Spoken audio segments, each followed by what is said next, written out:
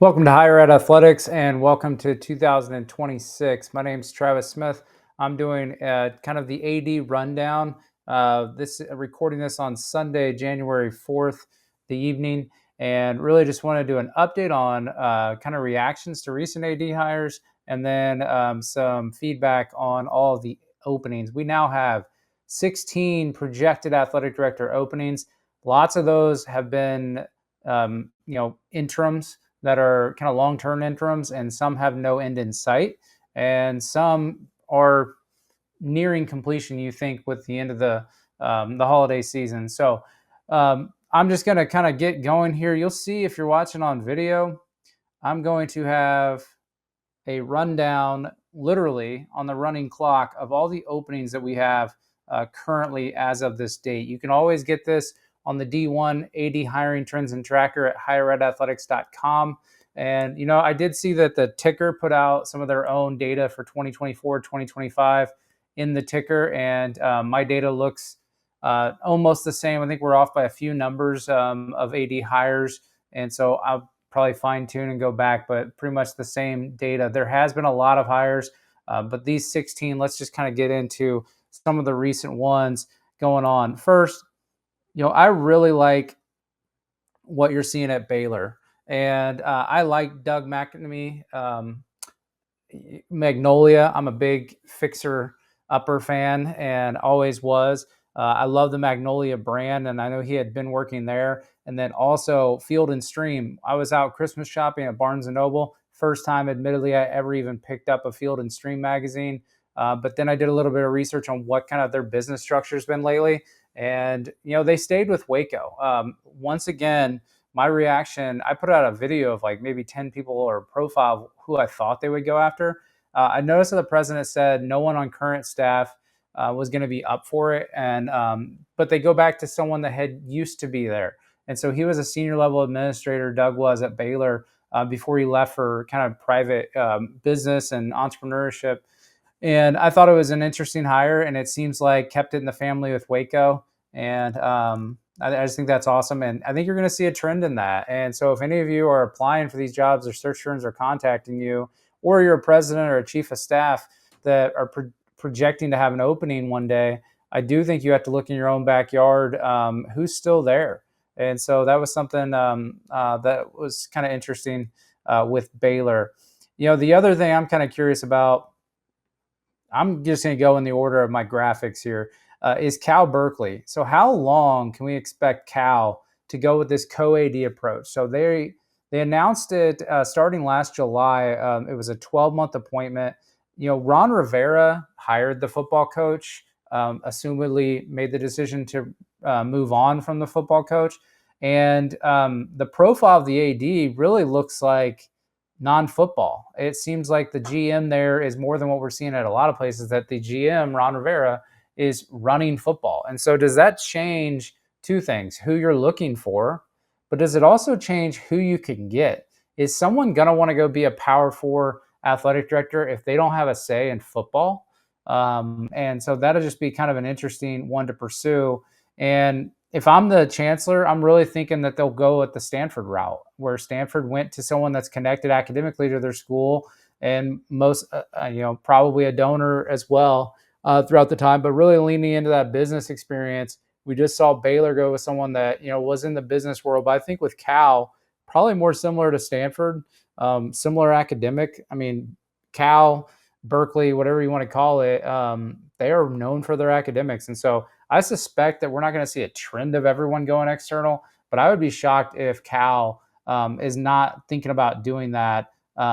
It seems like they're not going to stick with the co-ADs, but I think that's what my projection would be, that they're probably going to go somewhere external. Let's go to Oklahoma. Oklahoma one is interesting. It's probably been the most drawn out one that we've seen in a while with Joe Castiglione, and it was really cool to see that football, that they got to host a playoff game. Obviously did not win it, but the fact that they were able to do that in his last year, this college football playoff. I've never met him, never talked to Mr. Castiglione, but I know the the respect that he has of the industry. So that was cool to see. But the athlete group, Jake Rosenberg is assisting this. I did notice that the job posting is down. You imagine moving into January, they probably have already been doing interviews. I haven't seen much about this opening in the ticker other than people putting names out. It's a 12-person committee that's led by Randall Stevenson, an alumnus, but also former AT&T CEO. That is just kind of interesting to see. Does that change the direction of who they're going for? Or is this just someone that they trust to make a good decision of a complex organization like AT&T was? And so that would be interesting. I would personally be surprised once again if the future athletic director is someone that is already in college athletics, except if it is the names that everyone kind of mentioned early on was Zach Selman or Ren Baker or someone in that level of school that is willing to just leave their school for Oklahoma. So I don't know that it's going to be a deputy AD coming from somewhere. So I could be wrong on that, but I suspect if it's not one of those two, if you're Zach Selman, I don't know, but Ren Baker, he's got my favorite president, arguably my top two of my favorite college presidents, now leading West Virginia University. But is that the lure there? He's an Oklahoma State grad, I believe. And so that'll just be kind of interesting if he wants to do that. And been at West Virginia a few years by the time this job would probably start. That would be an interesting component as well. The only undergraduate of Oklahoma, when you look at sitting ADs, I pulled from my own research. Do you know who it is? All right, for the avoiding the silence, I will say it's Milton Overton at Kennesaw State. Kennesaw State having a really good athletic year as well. Love that campus. Been there several times. Former president I worked for, current president IU, came from Kennesaw. So when I'd go through Atlanta on vacations, I would stop at Kennesaw just to kind of understand my coworkers. A few of them came from Kennesaw, wanted to get an understanding. And so I've stopped there a few times. It is a small private institution, but they hadn't been around in football that long, and they had a really successful year at Kennesaw State, just outside of Atlanta. The other thing though, when you factor that was undergraduates, but that's the only people on the list. Now, when you factor master's degrees, that's where Zach Selman and Kirby Hocutt from Texas Tech both have master's degree at Oklahoma, and so does Milton Overton. I don't think Overton, they're not going to pull a brand from Kennesaw State. I don't know that Kirby would leave Texas Tech with everything success going on right there.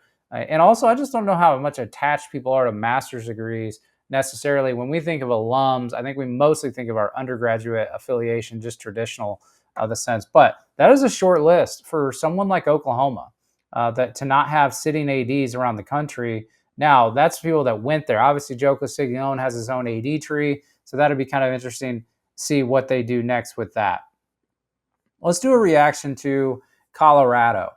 So Colorado is interesting. Hiring Fernando Lovo from New Mexico probably ruffled some people's feathers in New Mexico. If you remember, he's only been there for not even a year. I think he made it 11 months before he moved on. They've had a lot of success there. But is that also, what happened with their previous athletic director? And Eddie Nunez leaving for Houston, but Eddie had been there a while. So he kind of built up this thing. But here's what's interesting about the Colorado hire is I think it was Sports Illustrated. I can't remember that I read that Deion Sanders, the head football coach, Deion Sanders, was involved in the interview. And I know that's not probably weird for a football coach to meet with the candidates. What I think was interesting is Colorado backed themselves into a corner so much that their athletic director still has to be in charge of the football program, right? Unless you're going to go that direction we talked about with Cal, where the AD isn't. But it seems like maybe it'll change with Rick George leaving eventually. But maybe are they going to be in a difficult spot if they don't start winning? I know Coach Sanders had a lot of health challenges last offseason, and so maybe the offseason this time with the transfer portal and everything will go well. But they've put a lot of money into football and to his salary, and so I think you got someone that can come in, raise money, seem like a really good hire. People may forget Fernando Lovo has experience at Texas, strong experience there. So the alignment starting off with Coach Sanders is obviously really critical. The other thing I think about this that's very interesting and helpful is that you have Fernando Lovo coming in with Rick George to be here the rest of this year. And so he just started. I think he's starting officially tomorrow at Colorado. And so we saw that with Gene Smith and Ross Bjork at Ohio State, this longer runway. And so I do wonder if that's going to be very helpful for Fernando Lovo to kind of jumpstart at Colorado. Now, what does this happen at New Mexico? So when we're thinking about New Mexico, they had named Ryan Berryman, the deputy AD and COO. They had just officially announced him the last several days as the interim. But what I read in the ticker also said that Jalen Dominguez, the chief revenue officer and deputy AD, is also going to likely pursue the position, both of them. Now, here's what's interesting. I think they're in a great spot. You had Eddie Nunez there for quite some time. Ryan and Jalen have spent a lot of their career there. They're both graduates of there. I believe Jalen is. Ryan has 3 degrees from New Mexico, their current interim. So they're not in a bad spot. I think donors are probably upset because, hey, this is the AD in their vision. But like I said, Eddie Nunez had them in a great spot. That's why he was able to get, a job like Houston. So this is now, I think, an okay situation. So now if you're the president at New Mexico, are you just thinking about, I just want to stick internal now? And you want it to be the point, hopefully, where you don't lose one of these two people, either Berryman or Dominguez, because they've been working together a lot. I know Berryman just came back in 2025, but he had spent several years there, and I mentioned had 3 degrees. And so I think it's just an interesting time for New Mexico. You don't want to lose someone. You're now going to have your third AD in like a calendar year, technically, but I think they're in a good position. They have a really good brand right now, and they're in a good spot. So I don't think that you're going to be looking external of campus. I think they're probably, now, how long is this an interim? Now, imagine they're going through a real search if you're going to decide between these two. It'd be interesting. I haven't seen anything about a search firm yet, so that'll be something that we look for as well. Going to another opening of Charlotte. So UNC Charlotte, they're branded as Charlotte and CLT. They employed TurnkeyZRG for their AD search. I've talked about the Charlotte job in past episodes. I've had Chancellor Gaber on the podcast before. I've had the previous athletic director on before. So I've done a lot of research on their rebrand several years ago. I've been to that campus to meet with Mike Hill when I was going through for a friend's wedding. I stopped and asked if I could kind of just check out the place. I will tell you this. I talked about this a little bit with South Florida, and I think I even mentioned it to Rob Higgins. Charlotte is an amazing campus. It is an innovative campus. It is a large campus. It's the second biggest one in the UNC system, obviously behind Chapel Hill.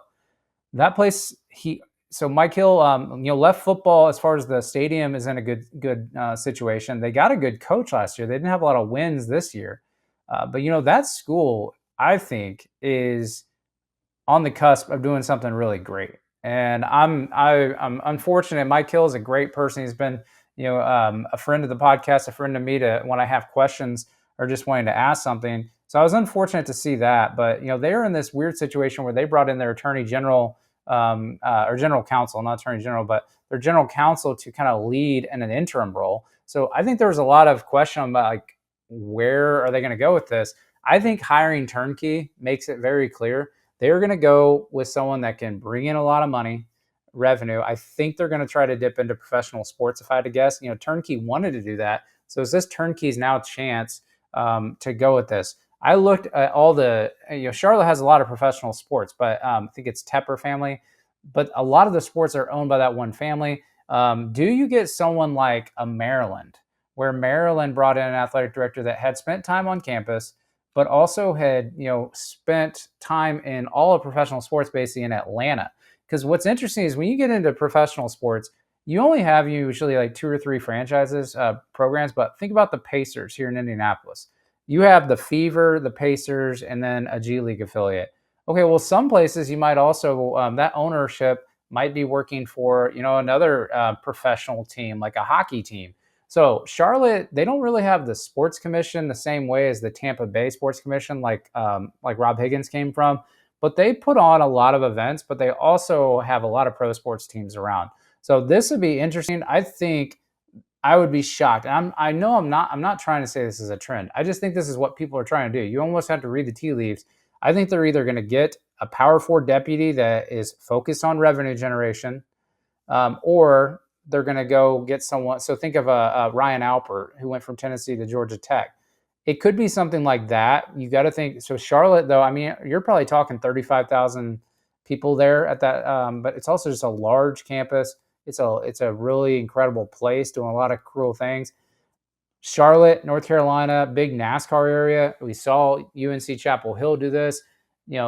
Does leadership at North Carolina at the system, kind of interject and look for someone like that? I doubt it that they will do that, but don't be surprised if you see someone from NASCAR ends up there. But that's just one thing that I'm thinking about with the Charlotte. Heck of a job. I really think they have P4 staying power one day if they can get football and basketball to be successful. Reacting to the UL Monroe SJ Tui. So I had no idea that SJ Tui, it was that, for one, that it was that SJ Tui. I think it's admirable that he's been building his college athletics career. I knew he was at Oral Roberts as the deputy, but I did not know that he would be up for an AD job this soon. Interesting. Not a lot of football schools hire an AD from a non-football school like Oral Roberts, but he has a big football background. Before that at UCF and other places. I think he even played for a year at SMU. He is very young. I think he's 32 years old. He's obviously got those ties to the movie. I think he's trying to separate himself from that whole real world situation with the Orr situation. So I'm not even going to bring that up. But I think his dad did have business ties in the state. He hasn't apparently lived in the state. It doesn't seem like much, but it was a surprising hire. I think the more surprising thing was that they did their football coach as the interim, and the salary seems like it's worth the risk of bringing in someone young that could stay there and have a really good career. It just doesn't seem like they're in a great situation in the Sun Belt. But they go from a very seasoned athletic director to a very inexperienced administrator. Not any fault of his own. I think he's built a really good career, so that would be interesting. The only thing I did not think was great is, and he did it, he admitted not a lot of sleep, but it wasn't the most inspiring or visionary press conference. Maybe that's not the direction they were going, but clearly some nerves and some joking go around. But I know it was a quick turnaround to get him there based on some reason. So just kind of interesting. We'll see how that one goes. Going on to Rhode Island. So Rhode Island has a 13-person search committee. No search firm mentioned. Will they go with the search firm? I don't know, but they had their athletic director leave for UMass for another job there, and now we see very heavy on the basketball school. So we see what they look for here, but this is a trend that you'll see is. I don't think this is a long-term interim. I think they have a committee in place, but do they even use a search firm? That will be interesting to see. Here's one that I'm very interested in is Austin Peay State. This one, I assume with CSA running it, I imagine that by the end of January, we know who the athletic director is at Austin Peay State. It's been a while now. You got through that, end of semester, holiday break. Now we're starting. People are coming back. I haven't heard much about what's going on. All I know is CSA, they can handle volume. They were doing the Colorado search too, so they can obviously do all this at the same time. Really good at it. So we'll see. I think it goes back. I've done a video on this opening before. If you want to find it on the channel, Drew Turner interviewed the president, President Mike Licari. We were at Indiana State together back in the day, but I don't think he would remember me, but he was the provost at Indiana State. I think he'll hire a really good person. I did mention that I think he kind of, based on his comments, he knew exactly what type of person he was wanting, but he made it sound like it was really critical that someone had FCS background. And I do wonder if you were going to paint yourself into a corner to just say that I want an FCS person because we need someone that understands FCS. I would be looking at FBS, and I'm sure they are. I mean, I'm sure the search firm is as well. But I would be looking for group of 6, and I would be looking even for a really high level D2 if there's one that Clarksville. If you haven't been there, is a hardworking looking town. It's a really cool community. I would look for the fit, and I do think that D2 football is, and the resources very similar to an FCS program. Having been at FCS programs myself, uh, I think it's a tough job, but I think it's going to be one very athletic supportive president, and I think that's critical. And you're going to have alignment. I also think that the community is just going to be ready to rally around. It's really cool how the campus. I stopped there on a road trip on vacation, but it was like 2 a.m. But I had to go. I went 30 minutes out of my way just because I was going to be near Clarksville, and I wanted to see the campus when I saw this opening come open. So it's an awesome place. I think the Govs is one of the best branded mascots. The town really flows into the campus, and the campus flows into the town. Really good basketball arena. Really cool traditional football stadium as well. For an FCS program, I think the football stadium is really awesome. That'll be interesting about what they do. I think also if he doesn't find exactly who he wants, I'd find it hard to believe that they wouldn't just have the interim become the permanent. Former athlete there, and he's a revenue person. So that'd be an interesting one to see what happens. I know I'm hitting 20 minutes, so I'm going to try to speed kind of through these now. But Washington State, I think their interim AD, John Harlow, seems confident. I was surprised when the president moved on from their athletic director. I don't know what's going on, but as they try to kind of rebuild their conference, it's just kind of interesting about what is going on there, and I think it's great to see, though, whenever someone has this much confidence about what they're going to be doing. Delaware, this one seems to be coming to an end. So I suspect that the interim Jordan Skolnick will become the permanent AD. The president just officially got started at Delaware, and he's been the interim for a long time. My mentor, Maddie White, she is there on staff, so he's going to have a great senior staff with him. But it seems like all signs pointing to Jordan Skolnick being the next AD of the Blue Hens. My kids, from when I had Chrissy Raywak on, they have Blue Hen stickers on their Fire tablets, Kindle Fires. So we like when the Blue Hens are on, we're watching. And so best of luck to the Blue Hens. Another one that's interesting, so I'll end on a couple of these interesting ones, is I was hesitant to update the D1 AD hiring trends and tracker on the University of San Francisco. I just don't know that they are even going to be looking for an athletic director. So Larry Williams, tragically passed away in mid-October.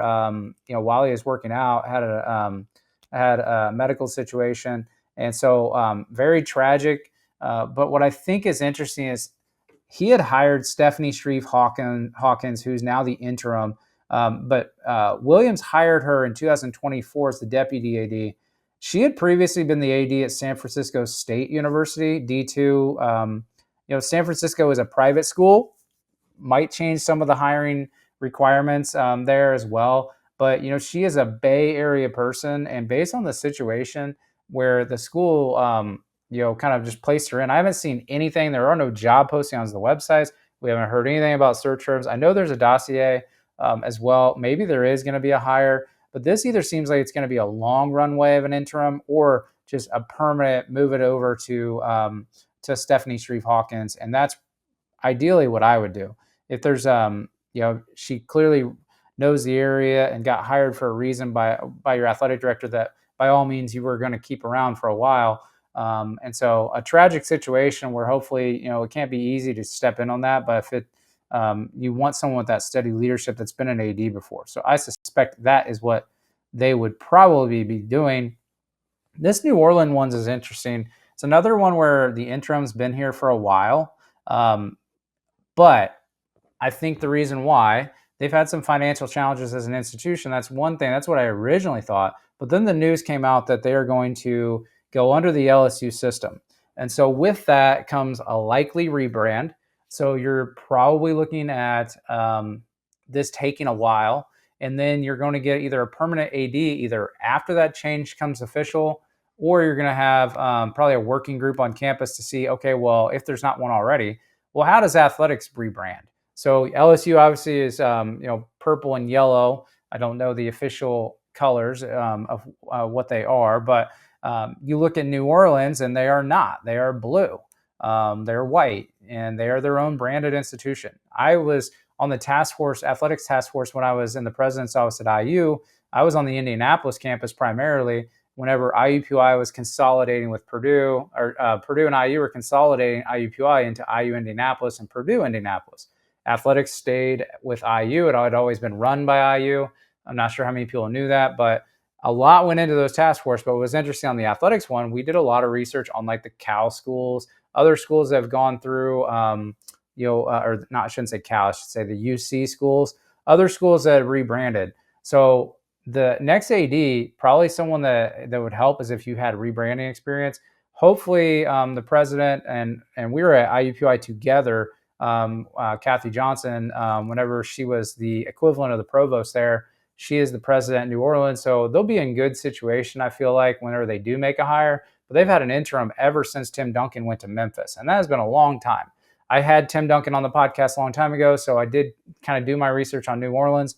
That was before Kathy Johnson, before some of the financial challenges that they had had, and it's a great place. I mean, it's a challenging school.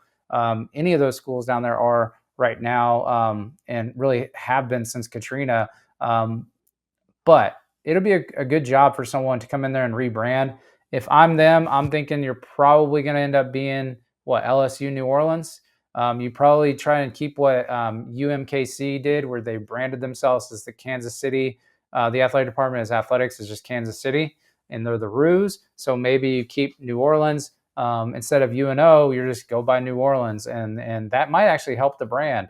There are some other one like LSU, I think, has a D2 school in the system as well that is similarly branded to LSU. So that'll be interesting to see what happens there. I think the decision is, do you hire the AD before all that gets done, or do you do it after? At IU Indianapolis, Luke Basso came in after most of those decisions, at least the branding side and the name. I think before he came in, I think that was all decided, or at least it was recommended by the task force, maybe not. So do you just make the decision if you're Kathy Johnson in the system?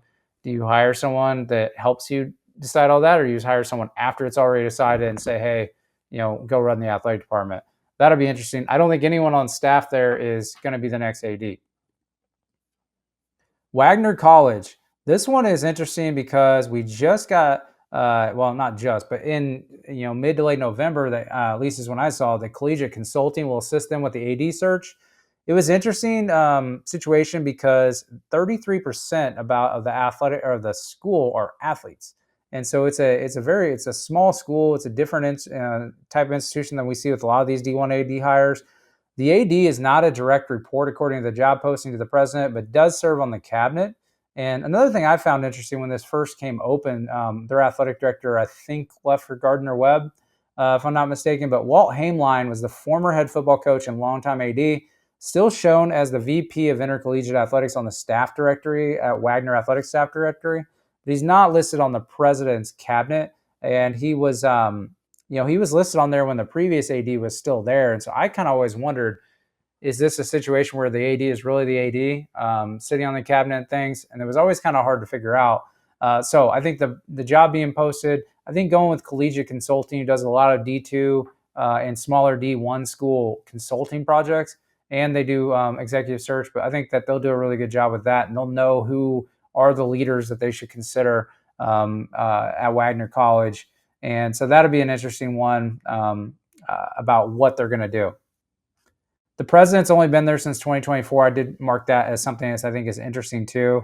So I don't think Walt Haimline is really tied to it. I think it's more probably like a AD emeritus type of thing. So I would look in a D2 AD hire might be in play, or someone at another comparable D1 institution.